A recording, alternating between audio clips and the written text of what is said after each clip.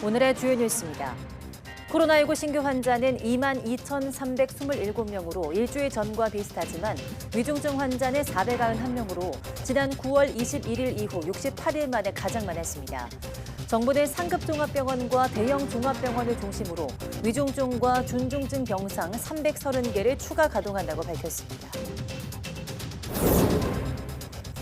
글리포세이트가 함유된 제초제가 호박벌의 학습과 기억력을 떨어뜨려서 생존 능력을 잃게 한다는 연구 결과가 나왔습니다. 해당 제초제는 전 세계에서 매년 5억 톤가량 사용되는 흔한 농약이어서 제초제에 노출된 야생 환경에 대한 추가적인 연구가 필요하다는 주장이 나오고 있습니다. 국내 바이오 기업이 식물을 통해 백신이나 항체 치료제를 만들 수 있는 식물 공장 플랫폼을 개발했습니다. 해당 플랫폼으로 코로나19 백신 후보 물질을 발굴한 데 이어서 중증 열성 혈소판 감소 증후군 백신과 유방암 치료제 후보 물질을 추출하는 데도 성공했습니다. 총알보다 빠른 속도로 지구 궤도를 돌고 있는 우주 쓰레기가 위성이나 우주 정거장을 위협하면서 국제적인 골칫거리가 되고 있습니다. 각국이 우주 쓰레기 제거 위성을 잇따라 개발하는 등 관련 사업이 우주 산업의 새로운 먹거리로 떠오르고 있습니다. 오늘은 전국이 대체로 흐린 가운데 오후부터 곳곳에 강한 비가 내리겠고 돌풍과 천둥, 번개가 동반되는 곳도 있겠습니다. 비는 내일 오후부터 그칠 전망인데 이후 찬바람과 함께 영하 10도 안팎의 추위가 찾아오면서 본격 한겨울 날씨로 넘어가겠습니다.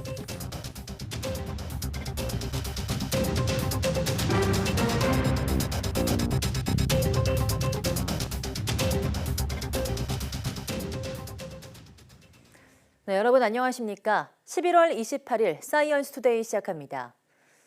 오늘 0시 기준 코로나19 신규 환자는 22,327명으로 집계됐습니다. 일주일 전보다 700여 명 줄었고 2주 전보다 1,400여 명 감소해 유행 증가세가 주춤하는 양상을 보였습니다. 신규 환자 가운데 국내 발생은 22,274명, 해외 유입은 53명입니다. 위중증 환자는 491명으로 지난 9월 21일 이후 68일 만에 최다를 기록했고 열흘째 400명대를 나타냈습니다. 사망자는 44명으로 누적 사망자는 3413명입니다. 겨울철 코로나19 재유행과 관련해 오늘부터 위중증 환자 병상 330개가 재가동됩니다. 정부는 재유행으로 하루 확진자 20만 명이 발생해도 대응할 수 있도록 중등증 병상 330개를 더해서 모두 6,300개 병상을 운영한다고 밝혔습니다. 추가된 병상은 대부분 상급 종합병원과 대형 종합병원 중심의 위중증과 준중증 병상입니다. 이보다 증상이 약한 중등증 환자는 코로나19 전담 병상보다는 일반 병상으로 대응할 방침입니다. 네, 오늘부터 코로나19 백신 3, 4차 접종 사전 예약이 중단됐습니다. 이에 따라 화이자와 모더나, 노바백스, SK바이오사이언스의 코로나19 단가 백신 4종은 오늘부터 예약할 수 없고 다음 달 17일부터는 접종도 할 수 없게 됩니다. 이에 따라 앞으로는 백신 접종 시 N차 접종이 사라지고 단가 백신 기초 접종과 2가 백신 추가 접종으로 단순해지게 됩니다. 방역당국은 국내 우세종인 BA.5 맞춤용 2가 백신으로 동절기 추가 백신 접종을 일원화해서 면역 효율을 높이길 기대하고 있습니다. 코로나19 재유행이 중환자와 사망자 증가로 이어지고 있지만 개량 백신 접종률은 기대만큼 오르지 않고 있습니다. 접종이 여러 차례 반복되면서 백신에 대한 피로감이 누적됐다는 분석인데요. 겨울철 추가 백신 접종에 대한 궁금증들을 기정훈 기자가 정리했습니다. 방역당국은 최근 코로나19 백신을 맞는 권고 간격을 넉 달에서 석 달로 줄였습니다. 사전 예약 없이 방문 당일 접종할 수 있도록 했고 접종기간 유일제도 폐지했습니다. 겨울철 추가 접종률을 높이려는 조치지만 시민 반응은 시큰둥합니다. 백신 효과를 의심하는 사람들이 많지만 전문가들은 감염을 100% 막진 못하더라도 중증화와 사망 예방 효과는 크고 더 오래 간다고 말합니다. 감염을 완전히 막아주는 것은 아니지만 감염 예방 효과를 충분히 제공하고 있다고 볼 수 있고요. 거기에 더해서 감염되었을 때 중증이나 사망이 될 가능성을 매우 크게 줄여준다라는 측면이 있기 때문에 접종이 매우 중요하다라고 볼 수 있습니다. 치명률이 많이 떨어졌다 해도 누적 0.11% 수준. 독감에 비하면 5배에서 10배 높은 데다 전파력도 훨씬 세다는 게 문제입니다. 아주 큰 유행이 아니던 여름 유행만 하더라도 거의 700만 명이 넘는 이제 환자가 나왔기 때문에 그 환자의 규모 자체가 어마어마하게 많은 환자가 전파력 때문에 발생을 하기 때문에 그 아직까지 우리가 독감과 비슷하다 말하기는 너무 이른 상황이라 말씀드릴 수 있고요. 전문가들은 첫 번째 감염보다 재감염의 경우 더 위험할 수도 있다고 경고합니다. 어쨌든 치명률이나 중증화율이 재감염됐을 때 더 높다는, 특히 60대 이상의 고위험군에서 훨씬 높다는 내용들이 나오고 있어서 주의가 필요하다, 이렇게 생각을 해주시면 좋을 것 같습니다. 중요한 것은 어떤 백신이냐가 아니라 언제 맞느냐라고 전문가들은 지적합니다.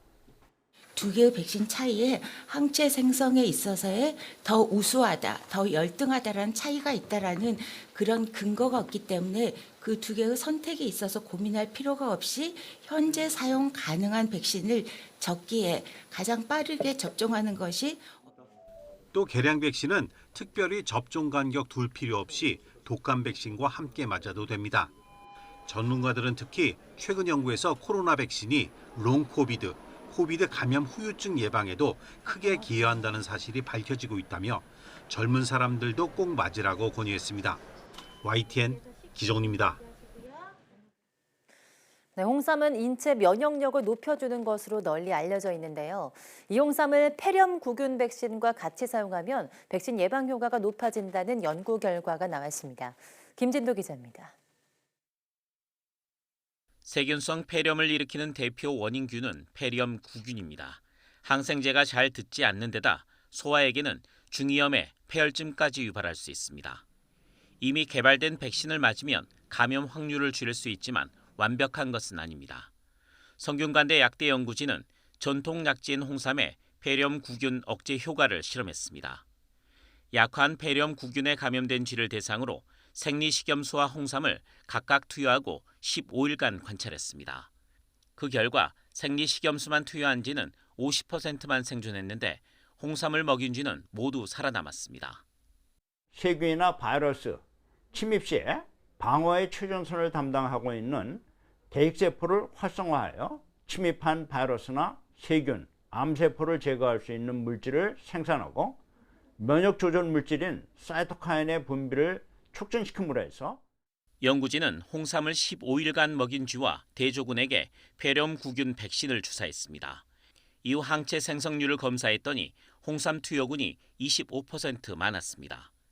여기에 강한 폐렴구균을 감염시키자 홍삼과 백신을 모두 처리한 쥐는 80%가 살았지만 백신만 투입한 비교군은 30%만 생존했습니다. 폐렴구균 감염으로 유도되는 활성산소 생성을 억제하여서 염증을 감소시킴으로써 폐렴구균 백신의 효능을 강화시키기 때문입니다. 홍삼이 면역력을 높여줄 뿐 아니라 백신과 함께 사용하면 효과가 커진다는 것을 밝힌 이번 연구는 국제 인삼 심포지엄에서 발표됐습니다. YTN 김진두입니다. 3년 가까이 이어진 중국의 제로 코로나 정책에 반발하는 시위가 중국 전역으로 퍼지고 있습니다.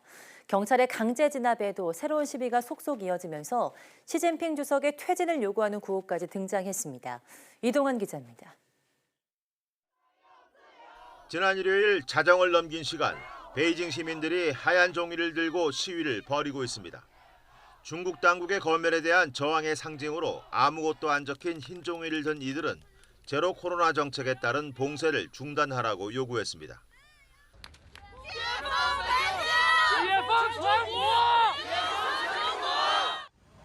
지난 목요일 코로나로 석 달 넘게 봉쇄된 우르무치 아파트 화재로 10명이 숨지며 촉발된 봉쇄 반대 시위가 중국 전역으로 확산하는 양상입니다. 지나친 봉쇄가 피해를 키웠다는 소식에 중국 민심이 들끓고 있습니다. 我认为我们只需要去找到它的这个密接、次密接以及这些有可能感染的人，这就够了。我们不需要去进行全小区的一个大型的这种筛查，我们不需要这种大清洗。 위구르인들이 모여 사는 상하이 우르무치 중루에서는 시위 도중 시진핑 주석의 퇴진을 요구하는 구호까지 등장했습니다.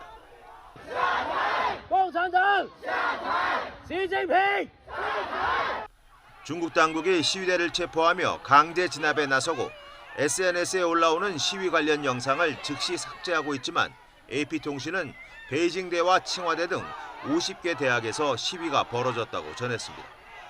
베이징의 한 아파트 단지에서는 봉쇄 조치에 항의하는 주민들의 반발에 봉쇄가 취소됐습니다.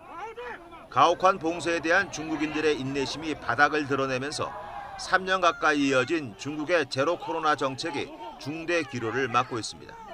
YTN 이동원입니다.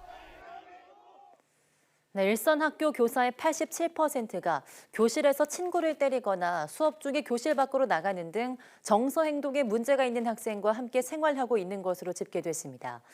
학생과 교실의 위기에 대해서 교사들의 고민이 깊을 수밖에 없는데요. 직접 예방책을 내놓았습니다. 장하영 기자입니다. 유치원부터 초중고 교사 681명에게 정서적인 문제로 학교 생활에 적응하지 못하는 학생이 지금 있는지 물었더니 87%가 그렇다고 대답했습니다. 주의력 결핍 과잉 행동 장애, 즉 ADHD가 78%로 가장 많았고 자해나 자살 시도까지 갔던 학생도 적지 않았습니다. 일선 교사들이 이런 학생들을 위해 고민하고 직접 적용해본 해답을 내놨습니다. 시작은 관찰부터입니다. 주의가 산만하다가 아니라 창밖을 보고 있다처럼 주관을 뺀 묘사로 학생의 문제 행동을 정의합니다. 그리고 그 행동을 막을 수 있는 다른 활동을 하자고 학생과 약속합니다.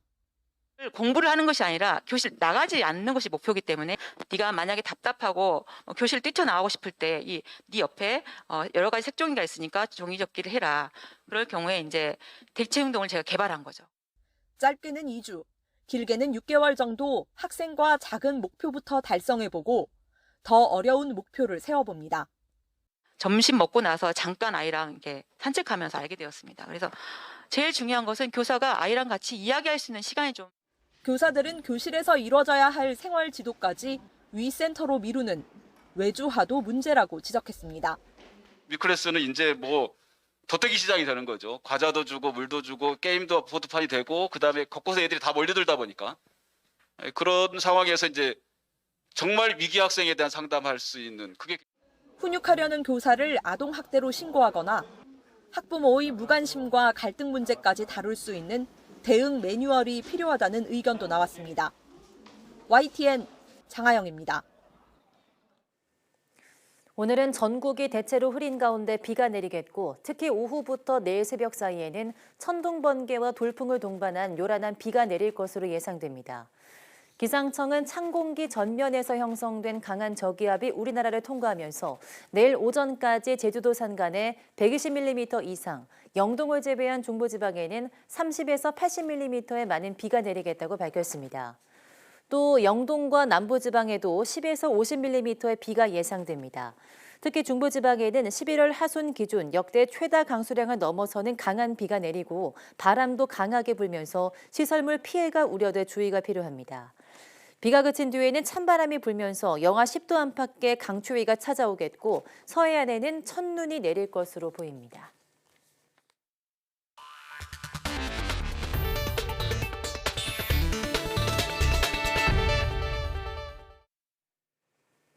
네, 호박벌은 꿀벌과 함께 꽃가루를 옮기는 주요 곤충 중 하나인데요. 그런데 제초제가 호박벌의 학습과 기억력을 떨어뜨려서 먹이를 찾고 둥지를 칠 수 있게 하는 능력을 잃게 한다는 연구 결과가 나왔습니다. 양혜영 기자입니다. 야생 최고의 꽃가루 매개자인 호박벌.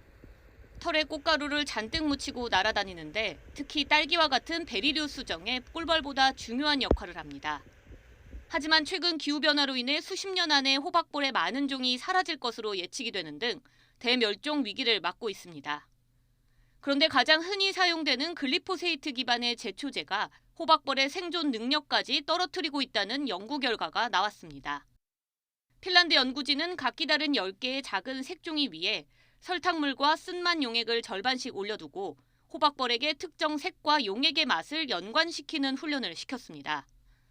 그 결과 일반 호박벌은 학습을 통해 맛과 관련된 색깔을 구별하고 기억해냈지만 제초제에 노출된 호박벌은 3일 만에 배운 것을 모두 잊어버렸습니다. 결국 제초제에 노출된 호박벌은 미세한 색 구별을 못하는 것은 물론 차이점을 기억하지 못해 먹이를 찾고 둥지를 트는 등의 생존 능력이 떨어진 겁니다. If they lose their cognitive abilities to find food for the nests, then it means that the nests will, vanish. That they cannot survive because too few new queens are kind of emerging from the nests. 글리포세이트가 함유된 제초제는 전 세계에서 매년 5억 톤가량 사용될 만큼 가장 흔한 농약입니다. 연구진은 이번 연구를 통해 글리포세이트 함유 제초제가 호박벌의 생존에 미치는 영향을 확인한 만큼 글리포세이트에 노출된 야생 환경에 대한 추가적인 연구가 필요하다고 강조했습니다. YTN 사이언스 양우영입니다. 네, 보통 항체와 같은 바이오 의약품은 동물 세포를 이용해 생산합니다. 하지만 식물 세포는 동물 세포보다 배양이 쉽고 더 저렴하게 생산할 수 있다는 장점이 있는데요. 국내 바이오 기업이 백신이나 항체 치료제를 동물이 아닌 식물에서 만들어내는 식물 공장 플랫폼을 개발했습니다. 이성규 기자입니다. 국내 바이오 기업의 식물 공장입니다. 실내 특수 공간에서 상추가 자라고 있습니다. 온도와 습도, 이산화탄소 등 재배 조건을 최적화해 식물이 편안하게 자랄 수 있겠습니다. 이 상추는 일반 상추보다 크기가 매우 작습니다. 크기는 작지만 일반 상추가 생산하지 못하는 비타민 D를 생산할 수 있도록 유전자를 교정했습니다. 상추의 비타민 D 생산을 가로막는 특정 유전자를 유전자 가위로 제거했습니다. 또 다른 공간에서는 담배잎과 같은 속에 속하는 식물 니코티아나 벤타미아나가 자라고 있습니다. 연구진은 이 식물에서 항체 치료제나 백신 등을 생산할 수 있도록 인체 독성을 일으킬 수 있는 식물 내 특정 유전자를 없앴습니다. 식물에서 단백질이 발현이 될 땐 굉장히 복잡한 구조의 당 구조를 가지게 되는데 그것이 인체에 적용됐을 때 과도한 면역 반응을 일으킬 수 있어서 저희는 유전자 교정을 통해서 그것을 제거하려고 하였습니다. 식물을 통해 의약품을 생산할 수 있는 일종의 식물 공장 플랫폼을 개발한 겁니다. 회사는 이를 이용해 실제 코로나19 백신 후보 물질을 개발하고 연구 성과를 국제학술지 백신에 게재했습니다. 이 식물에서 만든 단백질이 그 곤충세포에서 만든 단백질로 만든 그 백신 후보 물질이 중국에서 그 결과가 나왔었습니다. 작년에. 그것에 비해서 효과가 한 2배 이상 좋은 걸로 저희들이. 또 개발한 식물 공장 플랫폼을 이용해 코로나19뿐만 아니라 진드기맥의 감염병인 중증열성 혈소판 감소 증후군 백신 개발도 진행하고 있습니다. 또 같은 식물에서 유방암 치료제 후보 물질 추출에도 성공해 전임상 실험을 준비하고 있습니다. 동물 세포보다 키우기 쉽고 비용도 저렴한 식물 공장 플랫폼이 의약품 개발의 새로운 돌파구가 될지 주목됩니다. YTN 사이언스 이성규입니다. 지구 궤도를 돌다 수명을 다한 위성이나 우주로 발사한 로켓의 파편 등을 우주 쓰레기라고 하죠. 이런 우주 쓰레기는 다른 위성과 충돌하거나 지상으로 추락할 위험이 있어서 국제적인 골칫거리가 되고 있는데요. 우주 쓰레기를 제거하는 산업이 우주 산업의 새 먹거리로 떠오르고 있습니다. 최소라 기자입니다. 긴 꼬리를 그리며 줄지어 지구로 추락하는 물체. 별똥별이 아닌 중국이 쏘아 올린 로켓의 잔해입니다. 지난 7월에는 우주에서 떨어진 물체가 호주의 한 농장에서 발견되기도 했습니다. 미 스페이스X의 로켓 잔해물로 드러났는데 길이가 3m에 달합니다. 이 같은 우주 쓰레기는 우주 공간에서도 위험 요소입니다. 총알보다 10배 이상 빠른 속도로 움직이면서 위성과 부딪혀 위성을 파손하고 국제 우주정거장으로 돌진해 우주인들이 대피하는 소동도 종종 벌어집니다. We're not at a huge problem right now, but if we don't do anything in the next decade, couple decades, I think it's going to get a lot worse. Certainly in 50 years, if we don't do something, it's going to be a huge problem.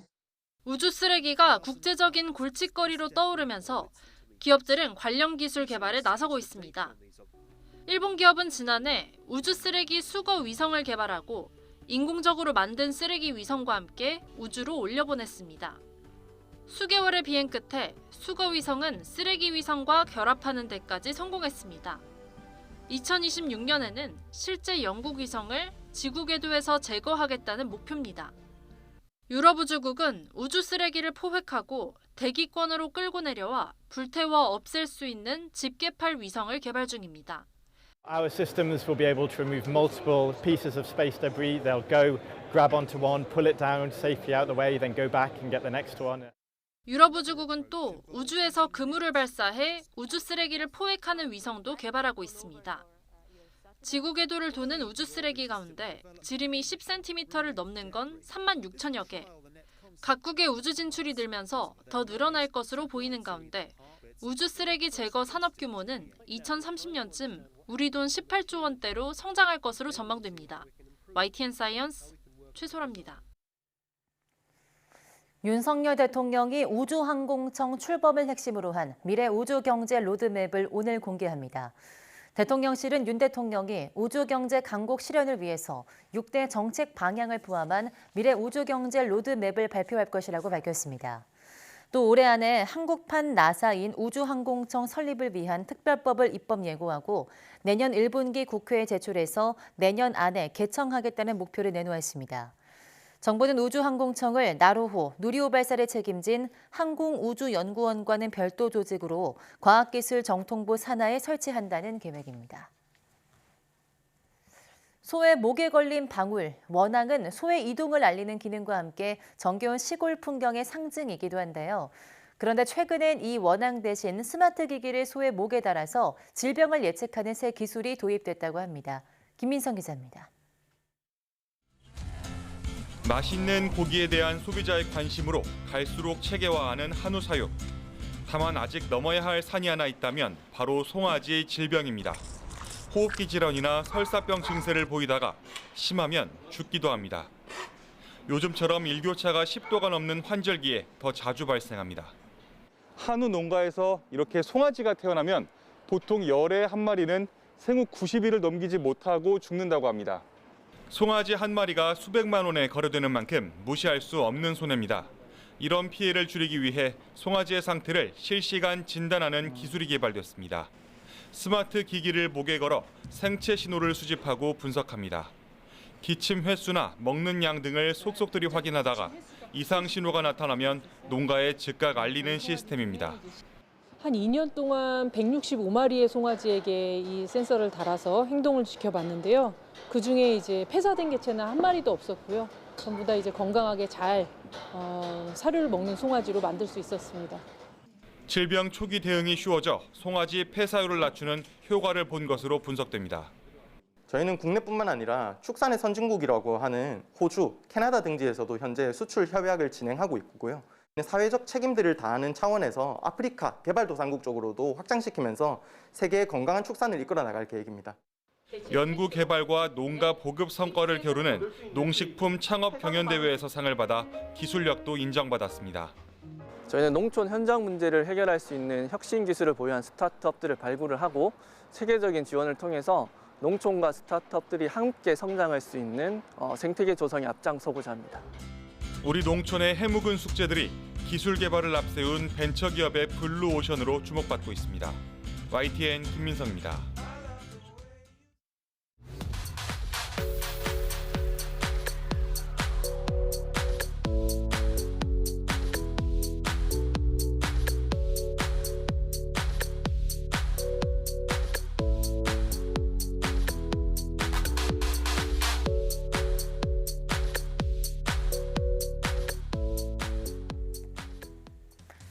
네, 인류가 우주에 도전하고 있는 현재만큼이나 과거에도 천문학은 매우 중요한 학문이었습니다.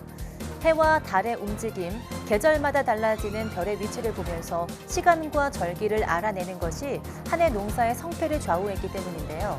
오늘 오후 사이언스 투데이 별소리 다 듣겠네에서는 오늘날의 천문학에도 많은 기여를 하고 있는 고천문학에 대해 알려드리겠습니다. 많은 시청 바랍니다. 함께해 주신 여러분 고맙습니다.